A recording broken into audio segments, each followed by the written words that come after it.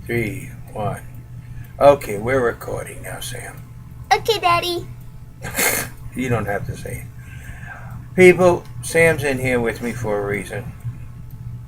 Sam knows something that. What do I No, know? Sam doesn't know something that I have known and I have felt. And there's a lot of children in our country, the United States of America, stop that doesn't have the life that Sam has. I'm not rich. I'm far from it. But do you know that there's one out of every four children in this country that knows real hunger? That means 25% of the children in our country knows real hunger. You know, someone told me a story of how they went to a church for some aid and they said, well, we can't give you any because we spent all our money sending Bibles to missionaries around the world. And I said, you know what you should tell them? Tell them what Jesus did. When the multitudes were hungry, did he gather up bread and fish and distribute food among them? Or did he go buy a bunch of books and distribute Bibles among them?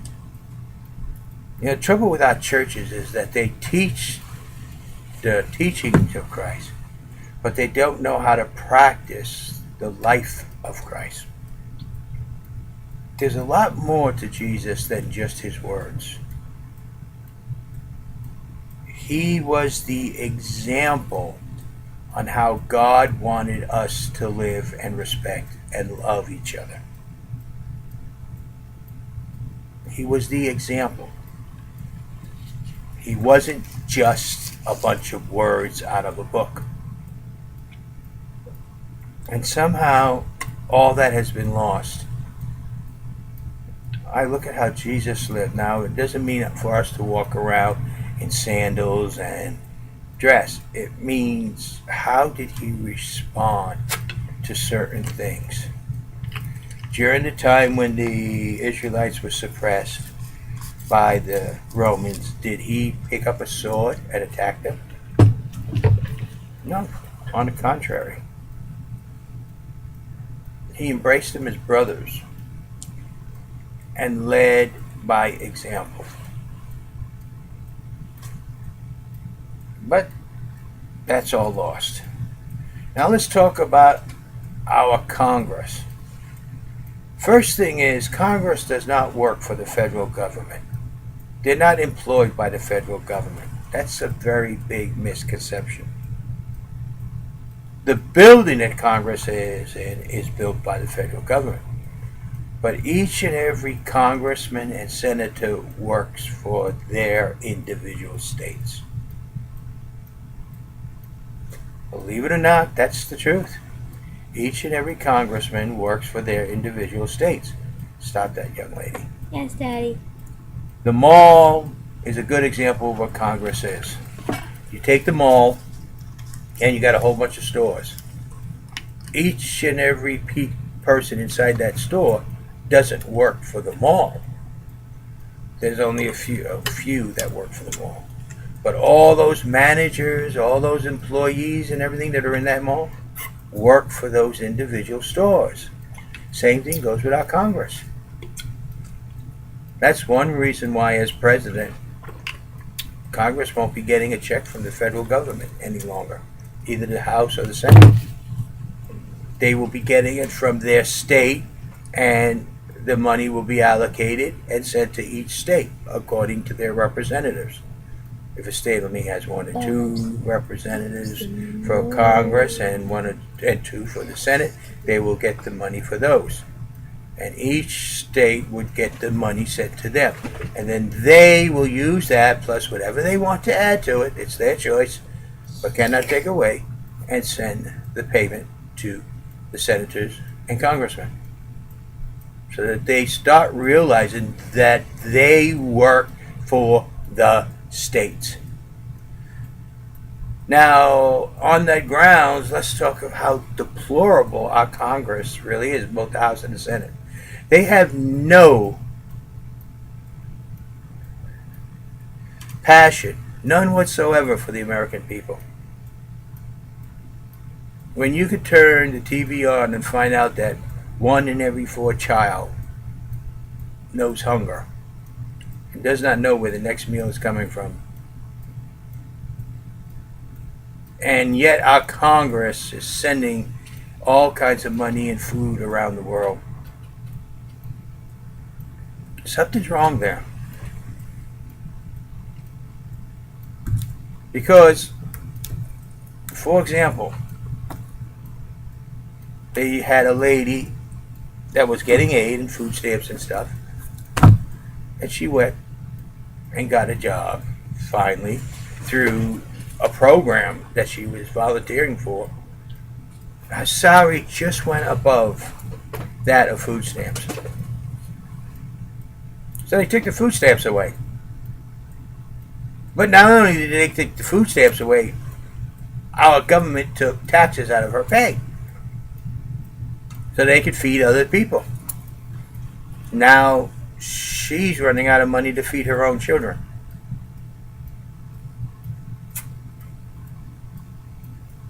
Not only is it wrong, it is deplorable.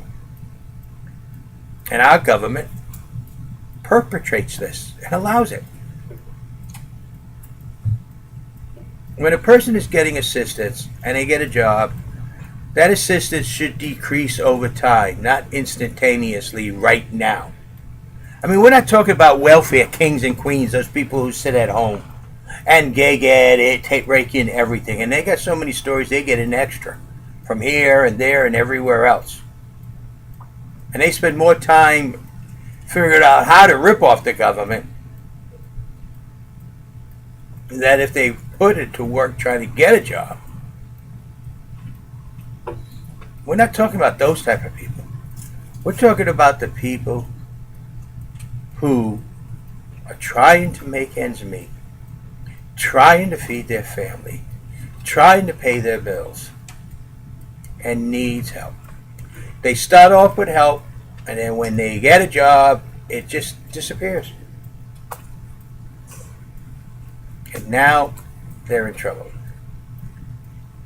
This is where the social worker should then come in at this point and say, okay, now you got a job, things will have to be reduced, but let's look at how we should do this. Oh, you're making $100 million a year. Oh, well, that we'll just, after your first paycheck, you're off. Or, well, you're making this much a year, but you need this much, this much, this much. These are your bills. These are your expenses. Okay. Well, we can help you here a little bit by ensuring that your family, your children, eat. No, our government won't do that. Our government will send grain to countries that won't distribute it because it might have insecticide on it. It's been raised with artificial insecticides, or because it didn't meet some of their standards. So it sits in a warehouse and rots. Or some government takes it, makes sure their people get plenty of it, but nobody else in the country gets any of it. That's what our country'd rather do. Our country'd rather feed the whole wide world than feed one child inside this country. At least that's the way Congress is. It's deplorable how our Congress acts. They're more worried about what the world will think of the United States than what the people think of inside the United States. They're more worried about our friends and allies and our quote-unquote enemies think of the United States than what the people inside this country go through. They're more concerned to cure the sick and ill of the world than to take care of the people inside the boundaries of the United States of America. Our Congress will try to feed every child in the whole wide world except for those children inside the boundaries of the United States of America. And they will take our taxes to do it with. That's why I say we got a deplorable Congress. They don't even know who they work for, and they really don't care about the people they work for. That's one reason why sequencer is a blame game. Because nobody wants to get up and say, look, we need to cut back. And the programs they're cutting back is nothing compared to the programs they should be cutting. They're trying to cut back programs that won't hurt their world standing. Like, for example, let's see how much our Congress worries. You know what I think about the Standard & Poor's Index of credit rating? Consider the source. It's not worth a pot to piss in. That's the truth. That's what I think. I really do. What do I think about the credit reports? Mine's so screwed up. I'm not even bothering to fix it. I don't care to fix it, and I'm not going to fix it. Leave it the mess it is because I didn't do it. And I don't care. But you see, Congress is worried about the world. What are they going to think of the United States? Does it really matter when 1 in 4 children inside this country don't know where their next meal's coming from? When there are hundreds of people looking for jobs that can't find jobs? Really? How deplorable can our Congress be? They're more concerned about the quote-unquote world than they are anything else. And they're not there. They don't work for the world. They don't work for the UN. They don't work for the political parties. They don't even work for the federal government. They are representatives from states.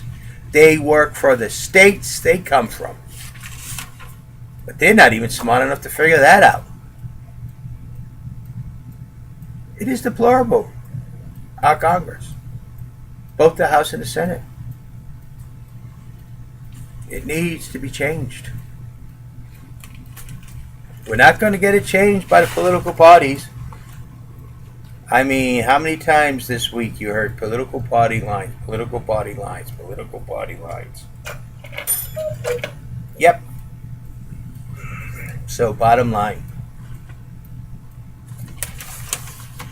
it's not me that's accepting this deplorable Congress, both the House and the Senate. It's you, each and every one of you. And if we want our country back to our country, and not the Democrat country, not the Republican country, not Congress's country,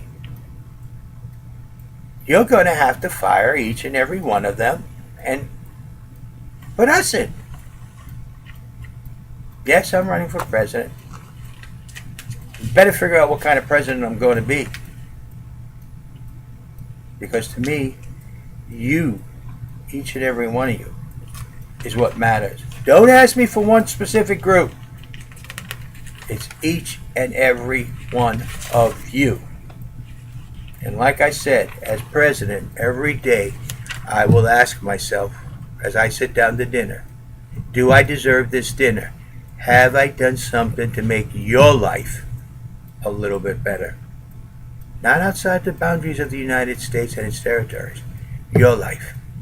Because those are the only ones that matter to the federal government. Because it's your government. That's something that these people don't understand in Washington, D.C. And you tolerate it. Every one of you say, oh, Congress should have term limits. But you keep re-electing the same jerks in. And you still get the same garbage out. You know, Albert Einstein said, you know the real definition of an idiot? Is a person who refuses to learn. And that is a person who will do something over and over and over again, getting the same results and expecting it to be different. According to Albert Einstein, a lot of you people out there who vote, by his definition, is an idiot. You're not going to like to hear it because Congress, both the House and Senate, is giving you over and over and over again the exact same thing, and you keep voting them in. And you're expecting them to change. But they don't. And Albert Einstein said that an idiot is a person who refuses to learn. And that is a person who does something over and over and over again, and it never works out, but they're expected to change the results. Of course, I'm paraphrasing a little there, but think about that. And that's what I'm telling you. If you expect our government to change, you're going to have to turn your back on the political parties. You're going to have to turn your back on the politicians. And you're going to have to start looking for people who care about you. And that is what's going to make a difference. Some people say I'm very religious because I use a lot of examples of what Jesus did in his life. But the truth of the matter is, he's a good example to follow. Now, sure, some religions don't see him as the Son of God. My religion does, being Roman Catholic. But I'm not a church going every Sunday because I don't believe in the churches. No church. There is no true church. The only true church is the one that's in your heart. If you believe your church to be true in your heart, then it is true. If you don't believe it, then you need to look. And when you find one that is true, then that's the one you follow. But if you're like me and you find that all have their flaws, or is all or not, then you keep the church in your heart. And it really doesn't matter where you pray. But remember, church will always be separate from state. Like Jesus said, render unto Caesar what is Caesar, render unto God what is God's. And I put in, and never shall the twain mix. That is where separation of church and state comes from, people. Not from any writings in the Constitution, not from any writings. Actually, the Constitution says the federal government can neither say yea or nay on any established religion whatsoever. So, if a state government wants to put up the Ten Commandments in front of their courthouse, the federal government can neither say yea or nay. They can't say nothing, one way or the other. It's up to the people of the area, the local community. If they choose to do it, there's nothing the federal government can say about it. And if you don't believe me, read the very first part of the First Amendment. And it tells you. The federal government cannot say yes or no when it comes to religion. That's why gay marriages, the federal government has no right to say one way or the other. Because a marriage is a religious ceremony. It's up to the church, the local people, and the community, not the federal government. That's the way it is. See, there's something our government can't do, believe it or not. And there's a reason it's done that way. By our government making a decision on marriage, it has just entered into religion. And if it says one way or the other, it is either saying yay or nay. It cannot do it. Wow, all this and how screwed up our Congress is. And you people don't learn. Okay, I got to end this. I'm getting on almost 20 minutes now. The truth of the matter is, the whole thing is how deplorable our Congress is. 1 in 4 children know hunger like I did when I was a kid. I know what it's like to go through garbage cans. I know what it's like to find an old, stale piece of bread on the ground, and that's a treasure as you push the ants off and blow it and then hold it up to be blessed and then eat it. It tastes like crap, but it was something to eat. You know? And our Congress cares more about feeding the children of the world than it does about feeding the people of this country. Think about that for a while. I'm not talking about sequencer now or anything like that. I'm talking about our Congress. The people you voted in over and over and over again and haven't learned yet. As long as you continue with the same action, you will get the same results. And you figure out what Einstein said about that. So, you all have a nice peace day. out, y'all. Peace. Sam!